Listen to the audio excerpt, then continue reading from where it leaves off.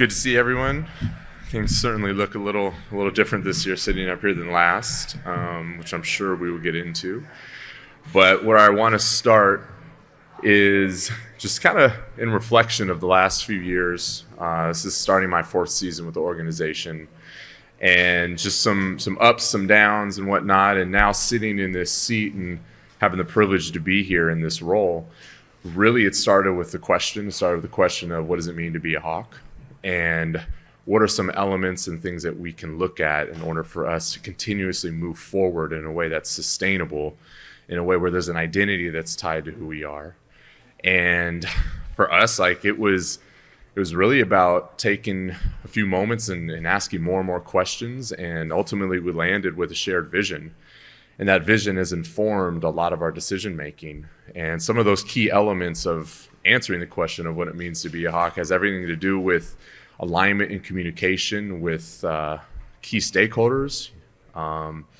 We brought in Quinn Snyder, who's been unbelievable for us in implementing a new system and sharing the same vision, adding some things culturally that we want to do, having a strong emphasis on development. And that's not just on the court, it's really off the court as well, and who these guys are, to bring a unifying effort, really stress the factors of team, a commitment to one another, and sacrificing where we need to sacrifice in order for us to really harp on the fact that the whole is greater than the sum. Everyone has an individual part to play, and everyone needs to do what they need to do, but we need to do that in a unifying effort towards our ultimate vision of being championship caliber.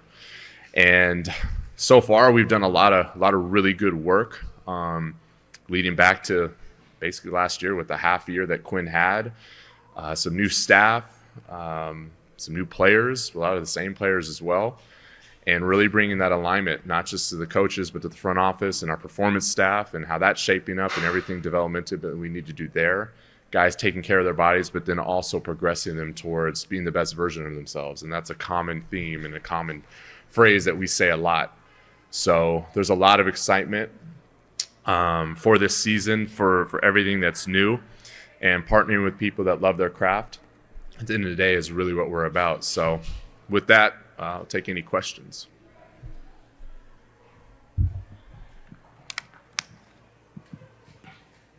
Hey, Landry, you mentioned reflecting on last season and everything like that. I'm curious, as you guys move forward, what is the main goal coming into this season? Where do you guys hope to end up? So we've talked about looking at some of the foundational elements. What are we putting in place with our players? What are we surrounding them with? Who are we surrounding them with? And really the big goal right now is about positioning. And it's about stressing the fact that we are unified and we want to play unselfish basketball. And of course we have goals that are goals that we're aiming at, but really it's about a day-in-day process, about creating good and sustainable habits so that when you do reach those goals, you can continue to surpass them because you're leaning on the process of your work rather than just we're doing anything we can to just achieve this specific goal. So that sort of paradigm or that mindset is really what we're harping on right now.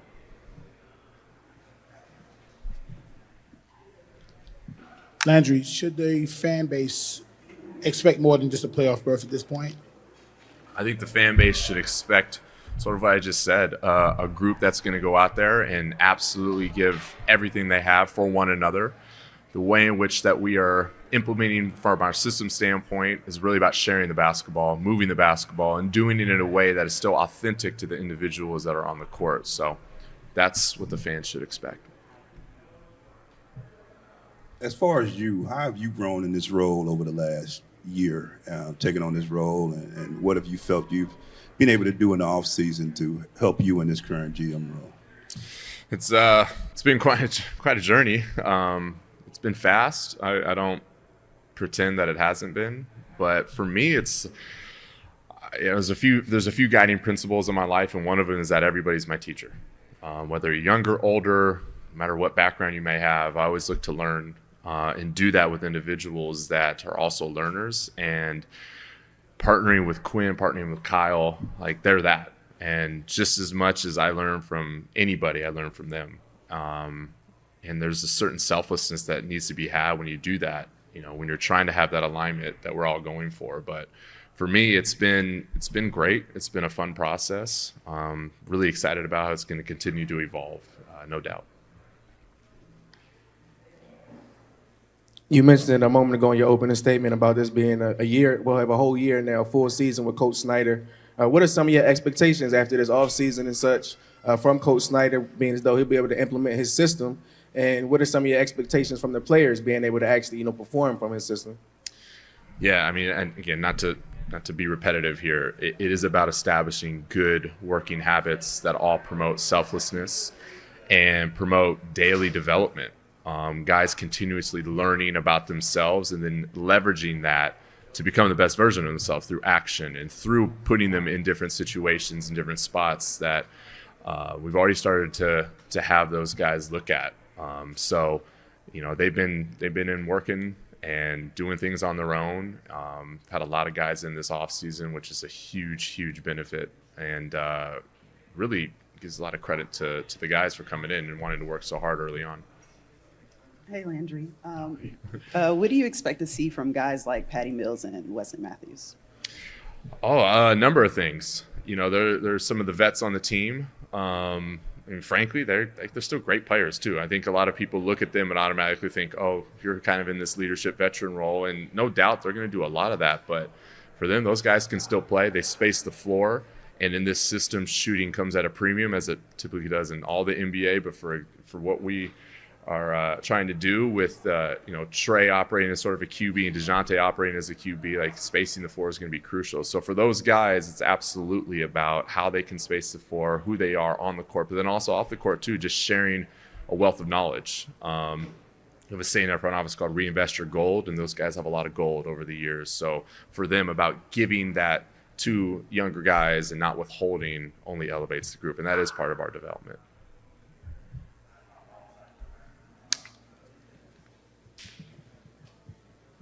Yeah, hey Landry. When you look at Onyeka Okongwu, we drafted him 6 overall a few years back. What's our plan in terms of his progression? Is he ready to start? Is he going to come off the bench? What's your vision? For him, his development has been really good over the past few years. Something he's been working on a lot this offseason, have been spacing the basketball. And what we expect of him is just like we got to learn some things that are new, and that's not just for him, that's for everybody. Obviously still have Clint Capella, and we have, as you mentioned, Onyeka. So starter, not starter, I'll leave that to Quinn, but Onyeka's been great. He's been getting a lot of work in, so excited to see how he progresses here. Hi. Last season, the biggest thing with Dejounte and Trey was the sacrifices that they'd be able to make in order to make this partnership work. How do you see them taking the next step forward in order to have a more successful year than they did last season? I think what I've loved seeing the most out of them this offseason is just how much they've been communicating with one another, and them sharing with each other, not just who they want to be in this league, but what they want to do together, and how that fits into the greater narrative of who we are. So they've had a ton of back and forth, had an opportunity to work out with one another, not just here in Atlanta, but outside of Atlanta as well. So those are all really good indicators for us, as they are our leaders on the team, and so for them, they're going to continue to evolve in their relationships. It's only going to benefit everybody. Hi, Landry. How do you configure what you want out of the power forward position after John Collins moves on, after being sort of the power forward for the last 4 or 5 years? Yeah. John was a huge part of what we've done, especially on the defensive end this last season. And, we wish him nothing but the best. I know he's going to do great things in Utah. For him and for us, now missing him, like we do have sort of the hole there, not in a hole and like it can't be filled, but for what he brought on the court, look at a guy like Sadiq Bey and Jalen Johnson and DeAndre and those guys that can kind of play the 3-4. And however it shapes up from a lineup rotational standpoint, we'll see. But really, like the progression of Jalen, especially defensively in the last season, really gave us a lot of hope this year, where it's like, okay, can you put him into the more 4 lineups, whether he's starting or not, and add in some of those elements defensively as well as his playmaking ability. I think for him, like we're excited for his growth this year. Landry, you mentioned Trey and Dejounte have worked out a lot this summer at the State Farm Preview event. Can you share how much their confidence in each other ultimately helps the front office build a contending team? Yeah, good question. For those guys, like for who they are and the weight that they have on this team, the more aligned that they are, more connected they are, the better it is for everyone. We'll see how that ultimately materializes onto the court. But for those guys and for us especially, we need them in the leadership roles that they're in to be well connected. And so far it's been fun to see. It's been a good progression for them both, and it gives us some confidence going forward. Landry, with so much movement going in the East these past few weeks, what are your thoughts about how this team, stands against us with all the movements and things of that nature? First, I actually think it's great for the league. I think it's great for us. Those are factors that are not in our control, and when they happen, you have an ability to take a step back and go, oh man, the East just got tougher. It's like, yeah, it did. So what are you going to do about it? What are we going to do about it? And we look at that, and I think it only makes us more hungry. We see this, and we're going to hear all the things, and they're going to be what they're going to be.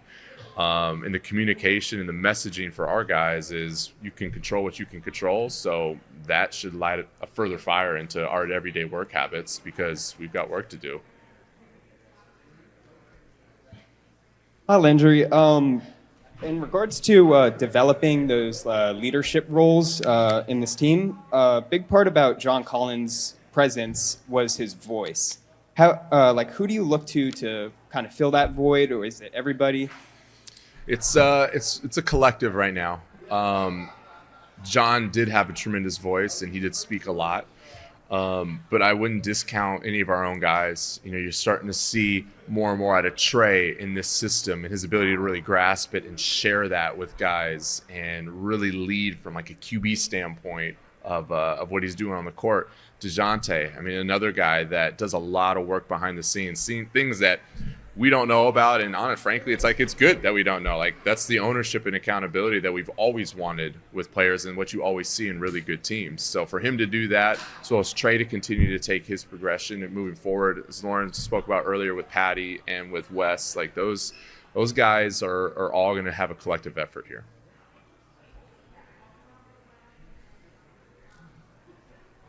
I think it was you that mentioned that. I'm so sorry. I'm like, somebody in the front row, these lights are blinding. You talked about kind of the East getting better and lots of player movement there. Obviously, there's always the rumblings around transactions all summer long, and you end up not kind of making the big splash move this summer. How aggressive will you be to potentially upgrade the roster, especially coming off of a play-in appearance, which I know obviously is not going to be the goal for this year?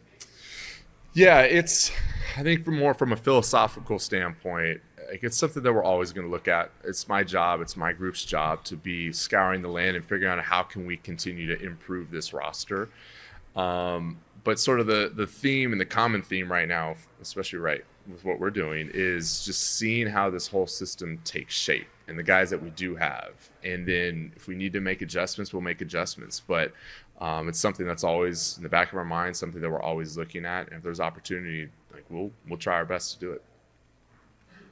Piggybacking off that, Landry, there was a lot of smoke and rumors around a particular player that we were going after in Pascal Siakam. What is your response to those rumors?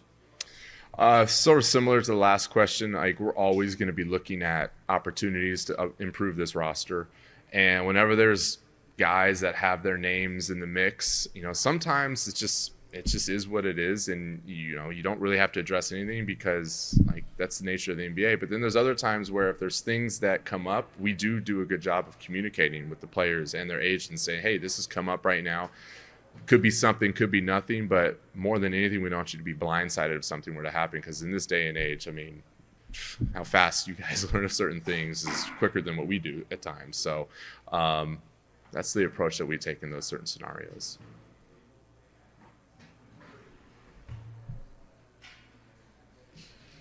Both Onyeka and Sadiq are going to be restricted free agents, I believe, after this season. Just where do they factor into your guys' future plans, and how aggressive are you guys in terms of negotiating some of those deals? Yeah, they're a big part of what we're doing, and we're trying to get something done with them. love what they've done so far with our group. So we'll look to try to get something done with them.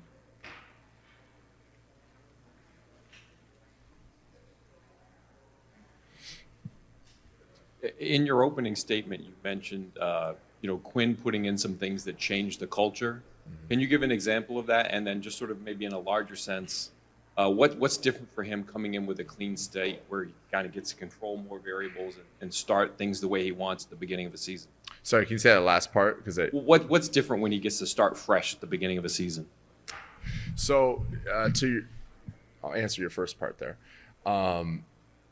Everything from just the aesthetics of what the environment looks like, that all goes into culture. What are you experiencing when you walk in the door? How are you moving about? What are some things that change along the way for our guys to have that promote, the vision going forward? And some of those are nuanced, which I don't need to get into the details, but they do impact our group positively. And when you bring in a coach like Quinn, there's so much gold there that you do want to pull out and you do want to have a connection with and a partnership with.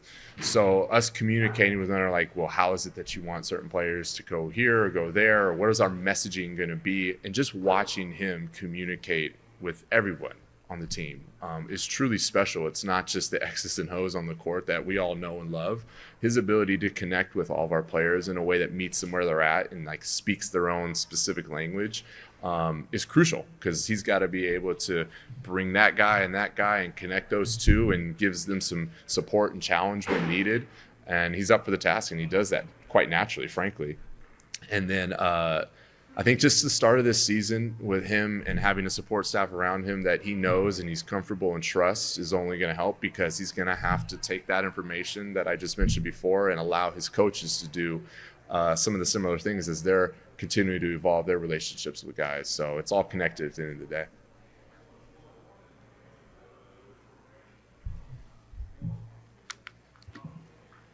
I know you mentioned Patty's shooting earlier. Going out and getting him is beyond the shooting. Is there a part of that is assigned to just kind of depth beyond Trey and Dejounte at the point guard spot, given that he's played there in the past, or what kind of went into that move? Yeah, no, it all goes into it, and the skill of the shooting is there, which we all know. We mentioned before, just his veteran presence is going to be really good as well. He's Patty's like a 1-2. You probably see him more as a shooting guard than anything, but I do think with the depth there, if we ever needed something like that, we'll kind of see. Does it fall to Patty? We have Trent. We have an up and coming Kobe Buffkin who's doing really well. We'll kind of see beyond that in terms of the depth from our point guard spot.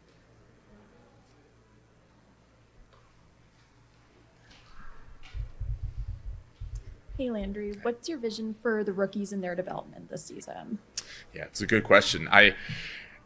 From draft to summer league to where we're at now, just to see that jump has been really cool.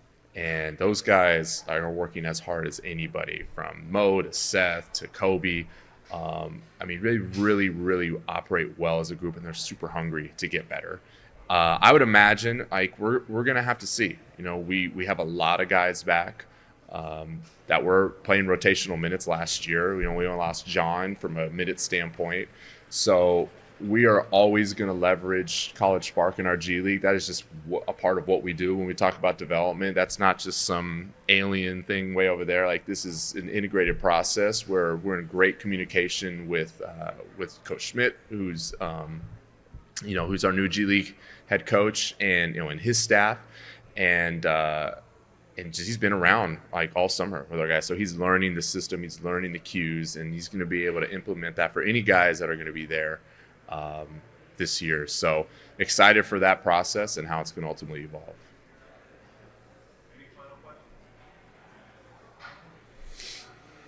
Can you describe the importance of extending Dejounte and kind of keeping that backcourt pairing together for longer? I thought that was huge. For Dejounte, I can go right down the line and mention every single attribute that he brings to this organization. For him to sign that deal with us shows a huge amount of trust and loyalty. And we don't take that for granted. For him, happy for him and his family, as anyone should be. But even for us, as we're navigating new spaces, new cap environment, it certainly helps us out.